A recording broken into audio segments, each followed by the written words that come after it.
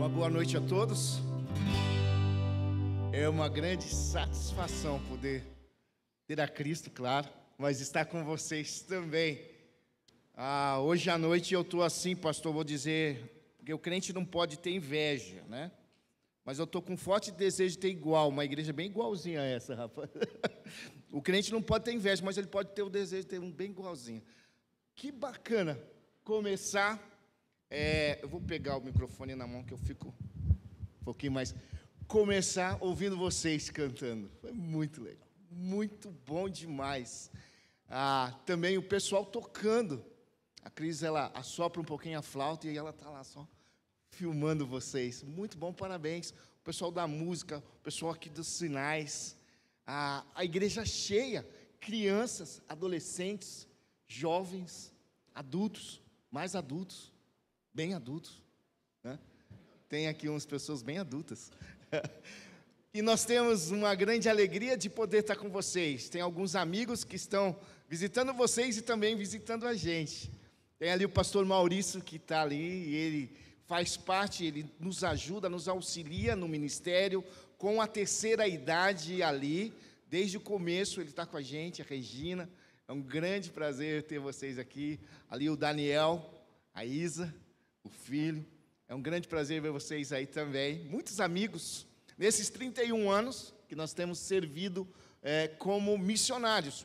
E eu vou mostrar um pouco do que a gente faz com as famílias. A Estância Palavra da Vida, ela é um ministério que visa alcançar as famílias com o Evangelho de Cristo.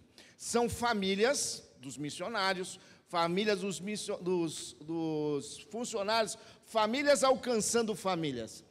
E nós temos muitos eventos. A partir do mês de janeiro, nós temos a nossa temporada de verão.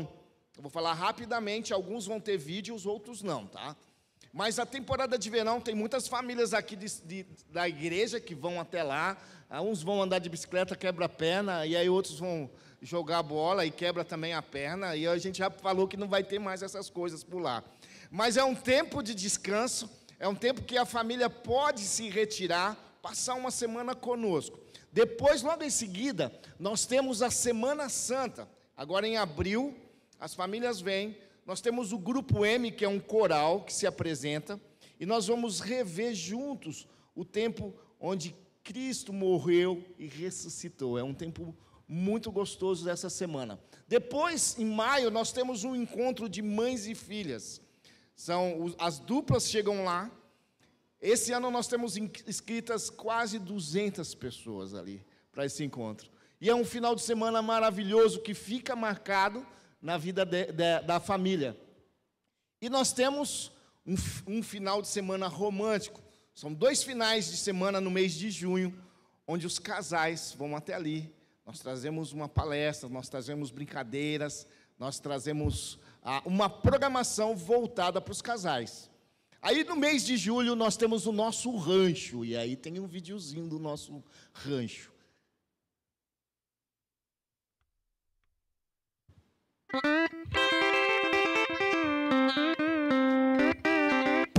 Esse ano passado nós tivemos cerca de 190 crianças com a gente ali. Mesmo apesar da pandemia, nós conseguimos ter tudo isso ali, pastor. E 190 crianças, com 80 adolescentes, quase crianças, cuidando deles, e com outros jovens também. Então, é um acampamento que a gente tem uma alegria de começar e uma alegria maior de terminar. E aí a gente entrega o filho dos outros inteiro, né? É uma beleza, porque não dá trabalho. Criança não dá trabalho. Nos momentos cívicos, a gente canta com eles os hinos. Nós temos várias brincadeiras, várias disputas. Dividimos em 4 grandes times, os mineiros, os cowboys, os índios e a cavalaria. O pessoal daqui já está todo mundo dançar a música do rancho. Tem o trentor, né? A música do trator com o trem.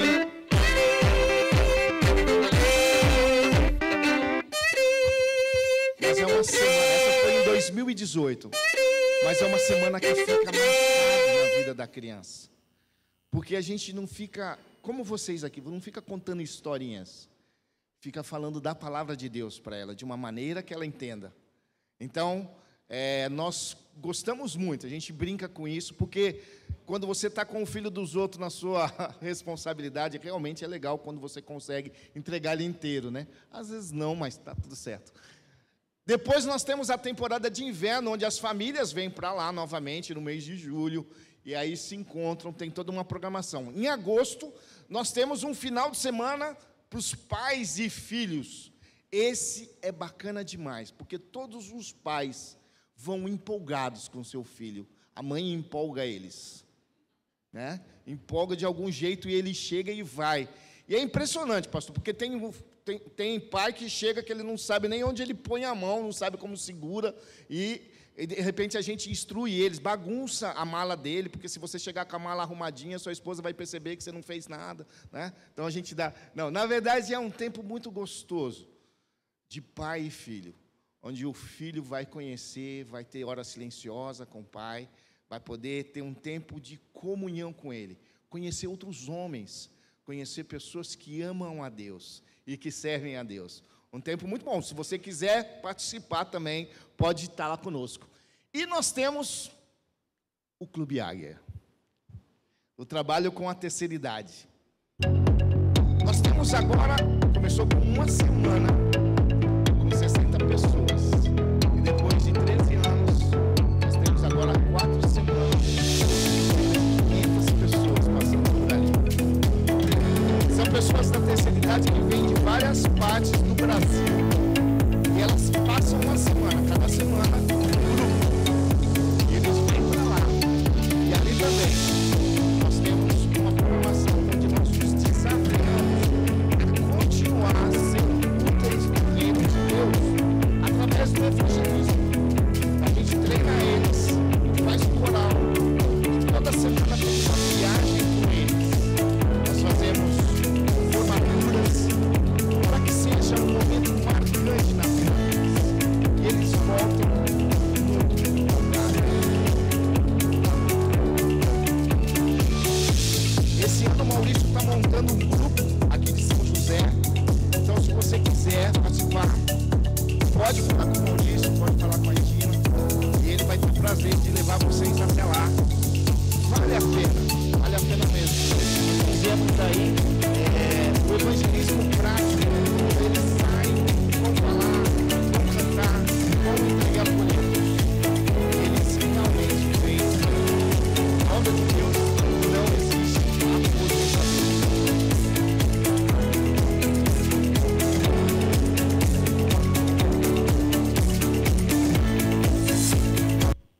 Ok. Agora pode pôr o que tem o próximo PowerPoint. Eu e Cris, depois de 31 anos trabalhando, então são várias áreas. Então nós trabalhamos desde com crianças, adolescentes e jovens, com as famílias, com essas programações. Também recebemos igrejas ali, temos aluguéis, temos muitos eventos que visam atender as famílias. E Deus nos chamou, neste momento, para poder ir para o Pará. Ali está minha família, pode voltar, por favor, minha família, o Tiago, a Cris, a Gabriela, minha filha, já está lá no Pará, e o Guilherme, todos irão para lá. E lá no Pará é bacana porque tem duas estações, ou chove todo dia, ou chove o dia todo. Ou chove todo dia, ou chove o dia todo. É assim, é tranquilo. É um lugar bacana. Já vimos que tem jiboia onde a gente vai morar. Tem uma preguiça que mora no fundo da casa onde a gente vai morar. Mas são momentos assim. Quando estávamos, depois de 31 anos, achando que a gente ia se aposentar. Eu brinquei hoje de manhã, estava ouvindo a Deus falar, pode parar. Eu falei, que bacana, né? Vou me aposentar. Vou poder parar. E não era isso. Ele falou, não é isso que eu estou falando, é para o Pará. Você tem que ir para o Pará. E eu quero hoje à noite com vocês falar um pouco sobre terceira idade. O pessoal está falando, poxa, sobre terceira idade? Porque nós temos feito esse trabalho, nós temos desenvolvido esse trabalho, e em São Paulo, esses grupos que a gente recebe, a maioria é do Rio de Janeiro. Em São Paulo, o trabalho com a terceira idade, ela acaba sendo um pouco mais devagar. Primeiro, porque que ninguém quer envelhecer, ninguém quer falar que é da terceira idade, né? Todo mundo disfarça, né? Porque quando a gente vai falar sobre terceira idade, duas perguntas vêm para a gente. A primeira pergunta que a gente faz é: quantos aqui querem viver muito tempo? Pode levantar a mão, quantos querem viver muito tempo? Opa, peraí. Quantos aqui querem viver muito tempo? Vocês não querem viver muito tempo, não? Ok.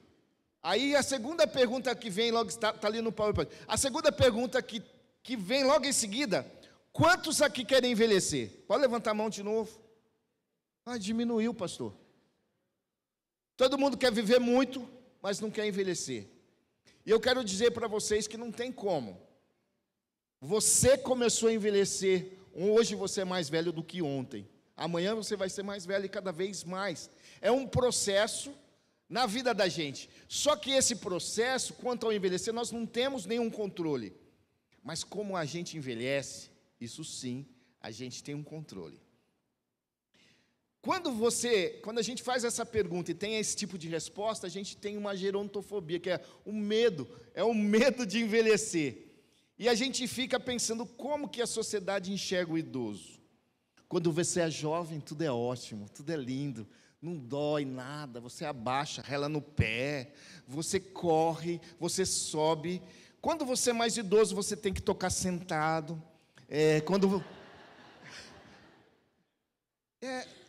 Não falei, sei lá, né? Não, os cabelos ficam caindo, né? Os dentes vão ficando fracos, né? As dores são cada vez mais fortes. Fala assim, idade do condor aqui, condor ali, condor em todo lugar. E terceira idade foi um termo inventado. A sociedade enxerga assim o idoso. E terceira idade foi um termo que é inventado agora, talvez para amenizar. E o pessoal inventa melhor idade, idade de ouro, idade madura, idade... Vai lá só para ver se o pessoal quer participar da programação, né? Então, eles criam nomes, mas para a sociedade passou de ser uma faixa etária para ser uma faixa comercial. Então, eles querem vender tudo para a terceira idade. Querem que a participação, sim, querem o seu dinheiro. E na terceira idade, os temores aparecem. E os três que a gente identifica melhor. Identidade, felicidade e utilidade. Nós temos medo de perder a identidade. Quando a gente se aposenta, supondo eu sou o Gilson, mas já tenho um sobrenome. O Gilson, da palavra da vida. Então, a pessoa acaba se identificando com aquilo que ele faz. E quando ele se aposenta, ele pode achar que ele vai perder essa identidade. E vocês também, como jovens, estão buscando uma identidade. Vocês estão buscando quem eu sou. Qual a minha parte na sociedade. O que eu vou fazer, o que eu vou ser. Quem sou eu? Você também busca a felicidade. E o idoso fica, poxa, será que eu vou conseguir? Será que os meus medos, o medo da morte, o medo do sofrimento físico, o medo do perder meus entes queridos, da minha condição financeira, dos meus recursos financeiros acabarem, você tem todos esses temores. Pode voltar, por favor, que ainda... Depois, o temor da utilidade. Será que eu vou continuar sendo útil? O Valdir hoje... Desculpa, Valdir, usar você, mas é que você falou comigo, aí você enroscou, né? O Valdir falou, eu já falei que eu não queria fazer nada. Talvez essa mentalidade da aposentadoria está sendo trazida para dentro da igreja, e isso não existe. Se você vai procurar na Bíblia, não existe aposentadoria. Na verdade, o idoso é tratado na palavra de Deus com todo carinho e respeito. Diante das cãs, você tem que se levantar. Quer dizer, diante do cabelo branco, fica de pé, respeita. O idoso era visto como uma fonte de conhecimento. E hoje nós queremos olhar para a palavra de Deus e buscar nela resposta para essas três coisas que vão acontecer. Nós vamos ler, a gente vai saber se é possível ser feliz e produtivo na terceira idade, na primeira, na segunda, em todas as idades. Porque essas três coisas são as coisas que nós buscamos em qualquer idade. Buscamos identidade, buscamos felicidade e buscamos utilidade. Então nós vamos olhar para o Salmo 92, e uma direção de Deus, pode manter aberto o Salmo 92, uma direção de Deus para uma vida feliz e frutífera. O Salmo de 92 é classificado como um salmo de graças individual, e ele faz parte dos salmos órfãos. Coitadinho, ninguém sabe quem escreveu ele, então ele é um salmo órfão, não sabe, não tem o autor. E esse salmo vai nos mostrar que é possível sim ser feliz, observando aquilo que está escrito nele. E a gente começa do versículo 1 a 3, é possível sim ser feliz, se vivemos louvando ao Senhor todos os dias com alegria e gratidão. E isso não é restrito à terceira idade. Então, olha, como é bom render graças ao Senhor e cantar louvores ao teu nome, ó Altíssimo, anunciar de manhã a tua misericórdia e de noite a tua fidelidade, ao som da lira de 10 cordas e da cítara e da melodia da harpa. Render graças ao Senhor, não esquecer das bênçãos que vêm dele, não esquecer de ser agradecido, render graças ao Senhor de manhã, logo pela manhã, a nossa boca tem que estar cheio de louvores. A misericórdia e a fidelidade de Deus, a misericórdia é Deus não nos castigando, e a graça é Deus nos abençoando. Então, as misericórdias do Senhor, a fidelidade pertence a Deus. Sermos agradecidos a Deus por sua fidelidade e pelas bênçãos recebidas. É uma maneira da gente ser feliz. Do 4 a 5, se vivemos louvando ao Senhor, não apenas pelo que Ele faz, mas pela sabedoria do seu propósito. Não só pelo que Ele nos dá, mas por seus propósitos que são muito maiores. E aí está escrito, tu me alegras, Senhor, com os teus feitos. Claro, ficamos felizes com aquilo que Deus faz, com aquilo que Deus proporciona. As obras das tuas mãos levam-me a cantar de alegria. Como são grandes as tuas obras, Senhor, como são profundos os teus propósitos. Então, quando nós vemos tudo que Deus tem feito na nossa vida, quando nós vemos as obras poderosas que Ele realizou nas nossas vidas, nós não temos uma alternativa a não ser louvar a Deus e ser feliz. Reconhecer Deus na nossa história, reconhecer o seu cuidado. E essa palavra propósito, ela é usada como pensamento em Isaías. Os pensamentos de Deus são maiores do que o nosso. Então, os propósitos que Deus tem para as nossas vidas são muito maiores do que a gente imagina. Aquilo que você está pensando em ser, Deus quer que você seja mais. E isso é um motivo de alegria. As coisas que Deus tem feito para nós, no nosso cuidado, na nossa história, tem que nos fazer feliz. Do versículo 6 ao 9, ele vai dizer que você pode sim ser feliz, se vivermos de um modo que demonstra que nós não temos ou não termos inveja da condição dos incrédulos. O insensato não entende, o tolo não vê, que embora os ímpios brotem como a erva e floresçam, todos os malfeitores serão destruídos para sempre. Pois tu, Senhor, és exaltado para sempre, mas os teus inimigos, Senhor, os teus inimigos perecerão, serão dispersos todos os malfeitores.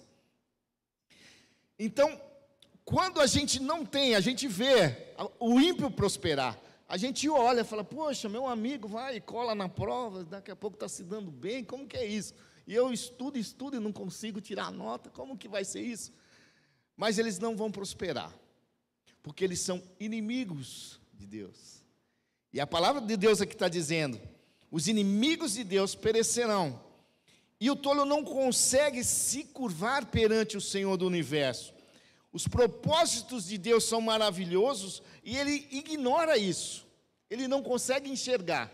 Mas mal sabe ele que a sua vida aqui é frágil diante de um Deus forte. A sua existência é breve diante de um Deus eterno. Então talvez a gente olhe para a nossa vida pensando só no agora, mas é muito mais que isso, é o depois disso, para onde nós vamos. Então nós não precisamos ter inveja ou invejar aquilo que os ímpios têm. Então nós podemos ser felizes olhando para isso. Nós também, do versículo 10 a 11, nós também podemos ser felizes se vivemos com a certeza que é Deus quem renova a nossa força, é Deus que nos chama, é Deus que nos protege. E o Salmo vai dizer: Tu aumentaste a minha força como boi selvagem, derramaste sobre mim o óleo novo, quer dizer, o Senhor me ungiu, o Senhor me separou para um trabalho. E aí o salmista vê a proteção de Deus. Os meus olhos contemplaram a derrota dos meus inimigos. Os meus ouvidos escutaram a debanda dos maldosos agressores. Então causa felicidade na gente saber que Deus nos separou, que Deus nos escolheu para uma obra. Isso tem que nos fazer feliz. E o cuidado dele, que está sendo mostrado aqui, a gente escuta, a gente olha a derrota dos inimigos, a gente ouve os inimigos se debandarem. Nossa vida deve ser separada e consagrada ao Senhor. E nós devemos reconhecer a proteção divina do nosso Senhor no nosso dia a dia. E é possível ser frutífero, e agora vem o senso da utilidade. É possível ser frutífero. Tecnologia e idade não combinam, tá? É uma coisa, você bate o dedo, vai tudo embora e de repente... Mas é possível ser feliz também com a tecnologia. É possível se vivemos sabendo, veja só, que nós vamos florescer e crescer mediante a presença e a comunhão contínua com o Senhor. É possível ser produtivo se vivemos sabendo que em comunhão contínua com o Senhor, nós daremos frutos, mesmo em meio às dificuldades, e permaneceremos firmes. E aí é o versículo que todo mundo conhece. O justo, vamos ler junto todo mundo?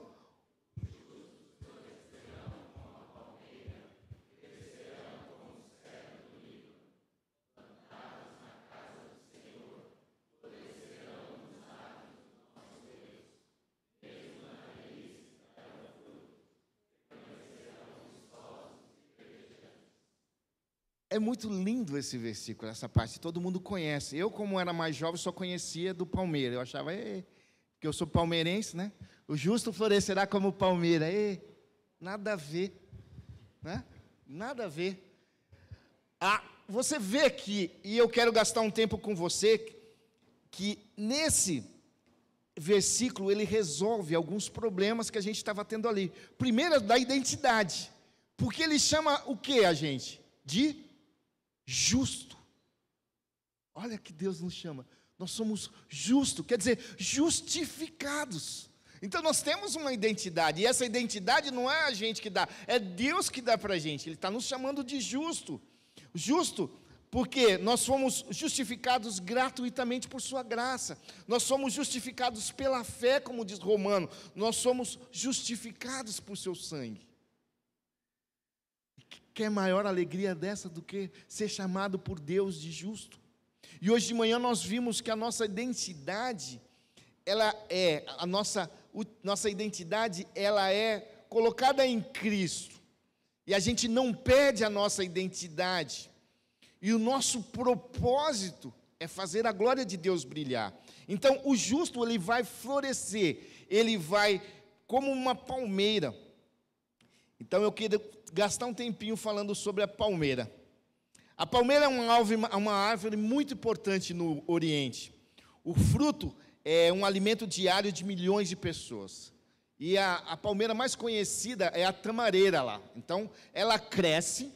Pode mudar, por favor. Essa, olha que bonito. E ela é uma árvore bastante diferente. Ela cresce verticalmente nos vales. Então, de longe, as pessoas conseguem enxergar. E ele está falando que a gente é isso. De longe, as pessoas conseguem te enxergar. E o fruto que ele dá são milhões e milhões e milhões que serve para alimentar. Então, Deus está falando que a gente é isso. Nós somos como uma palmeira plantado. E é uma árvore altamente resistente. Num solo seco, ela não depende da chuva para florescer ou frutificar. Ela suporta os ventos fortes, as rajadas do deserto. Então ela se inclina e depois ela volta. Ele está falando isso da gente.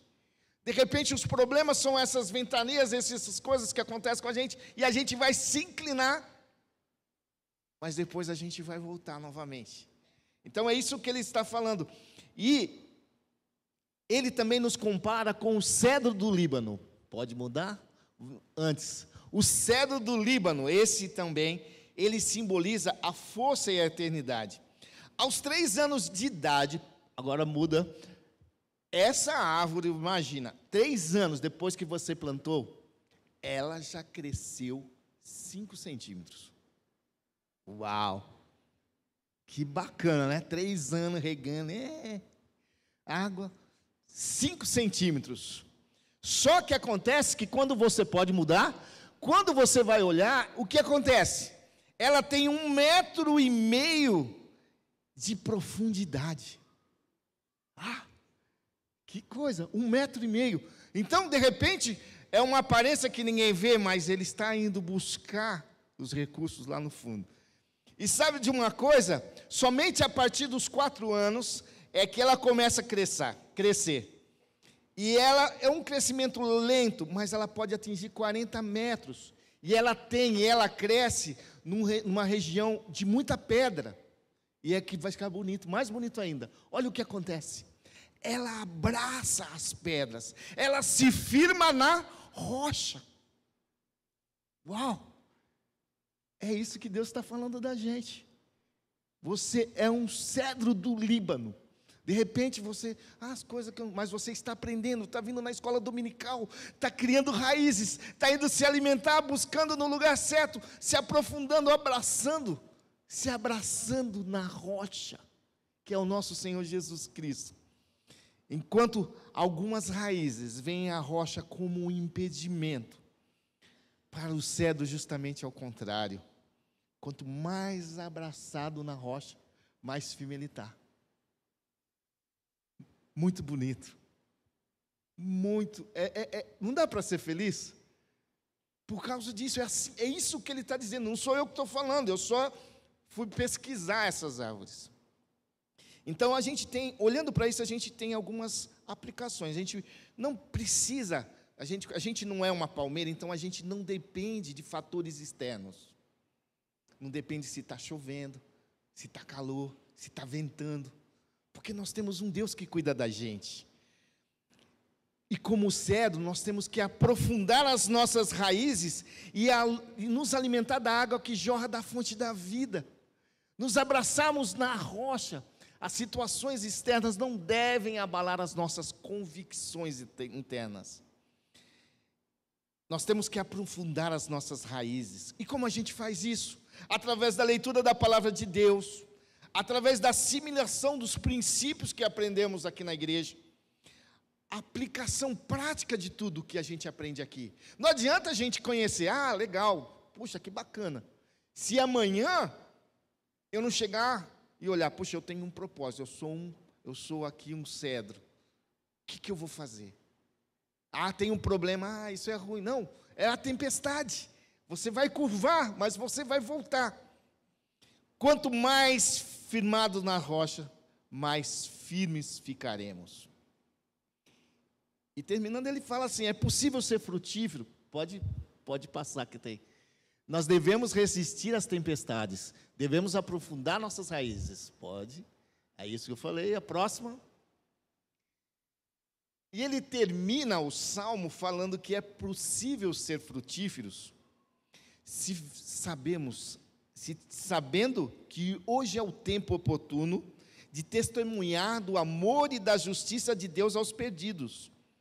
E porque a gente acaba lendo tudo, né? O justo florescerá como palmeira, plantado na casa do Senhor. Ainda na velhice darão frutos, permanecerão viçosos e verdejantes. E tem um propósito. Pode mudar, por favor? Para proclamar que o nosso Senhor é justo. Ele é minha rocha, nele não há injustiça. Quando nós vivemos na presença de Deus, em comunhão com Deus, plantados na casa do Senhor, firmados na rocha, nos alimentando da água que jorra do nosso Senhor, nós vamos ter o propósito de proclamar hoje, proclamar que Ele é um Deus justo, proclamar que nele não há injustiça, Ele é a rocha que eu estou firmado. O justo, além de louvar a Deus no presente, pela esperança que ele tem, ele deve glorificar a Deus no futuro. Ele não pode ser ingrato. Não pode ser ingrato. Então, Valdir, quando Deus te deu mais um tempo, é com propósito. É com propósito. De continuar. As pessoas vão olhar e vão falar, caramba, era para ele estar morto. Os médicos estão falando isso. As pessoas estão vendo. Ricardo, é com propósito que as coisas acontecem. No momento vocês podem estar curvados, mas vocês vão voltar, porque vocês estão firmados na rocha. Deus tem um propósito para aquilo tudo que Ele faz com a gente.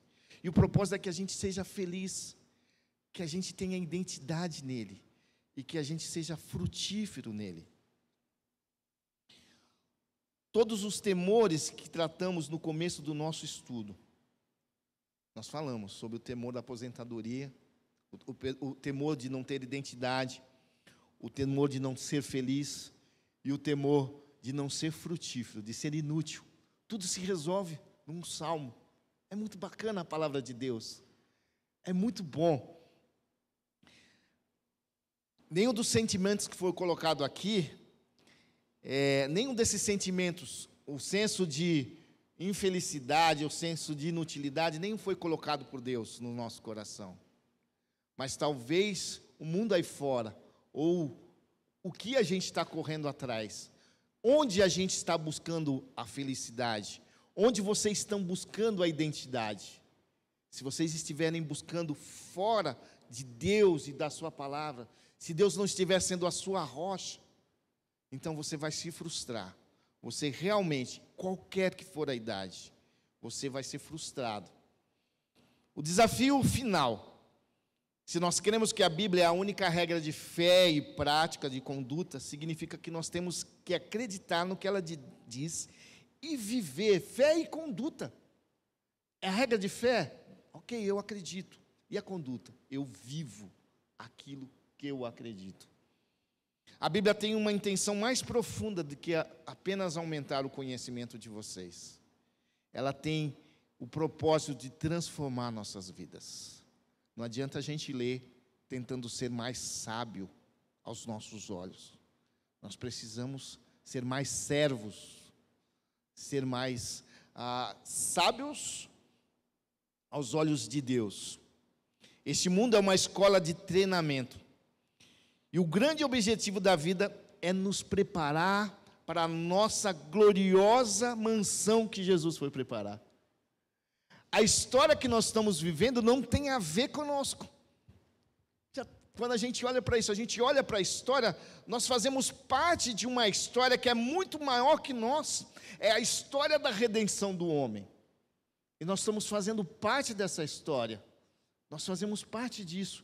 Deus nos escolheu neste momento para sermos seus servos. Mas a história não é nossa, a história é da redenção. Um Deus que amou o homem e mandou o seu filho, criou esse homem.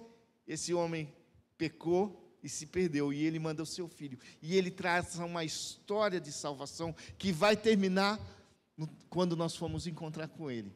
Então, esse passar por aqui é um treinamento para quando a gente for viver com ele. E a gente pergunta agora, qual que é a idade limite para Deus usar o homem? Qual que é a idade limite? Nenhuma. Isso acontece enquanto eu viver, Deus vai usar você enquanto você viver. Deus vai usar, hoje nós falamos, com aquilo que Ele tem feito você conhecer. Ele vai usar você no lugar que você está plantado. Na família, no seu serviço. Ele vai usar você, e seja qual for a idade que você tem. Agora, para chegar ao fim da sua vida, feliz e florescendo, você precisa começar hoje, ok? Porque cada dia a gente envelhece. Então a gente precisa começar hoje a desenvolver as nossas atitudes, pois o que nós vivemos aqui é um reflexo das escolhas que nós fizemos ontem. Então ontem, se eu não estudei ontem, hoje eu vou mal na prova. Se eu não obedeci a Deus ontem, hoje eu vou sofrer a consequência. Então, nós temos que começar hoje a buscar a Deus diligentemente, buscar ser frutífero, que Deus possa nos ajudar, fortalecendo a nossa fé, renovando as nossas forças, nos separando e preparando cada dia para essa tarefa, de falar do seu amor aos perdidos, para que esses conheçam a Deus a quem sirvamos. Ele termina falando, para anunciar que o Senhor é reto. O propósito da nossa identidade, o propósito da nossa felicidade, o propósito da nossa utilidade é anunciar que o nosso Senhor é reto. Ele é a minha rocha. Nele não há injustiça. Vamos orar. Pai, nós somos imensamente gratos, porque apesar do mundo dizer que nós não temos utilidade, nós perdemos a nossa identidade, nós perdemos a nossa felicidade quando nós nos aposentamos ou como nós envelhecemos. Mas o Senhor pode nos usar. Nós pedimos que o Senhor nos use para continuar falando do teu amor às pessoas, para que nós possamos continuar brilhando o seu amor onde quer que nós estejamos plantados, que nós possamos aprofundar as nossas raízes no Senhor, que o Senhor continue sendo nossa rocha. Os jovens, adolescentes que estão aqui, possam buscar no Senhor a sua identidade, possam buscar no Senhor a sua felicidade, e possam buscar no Senhor a sua utilidade, sendo úteis, proclamando o teu reino.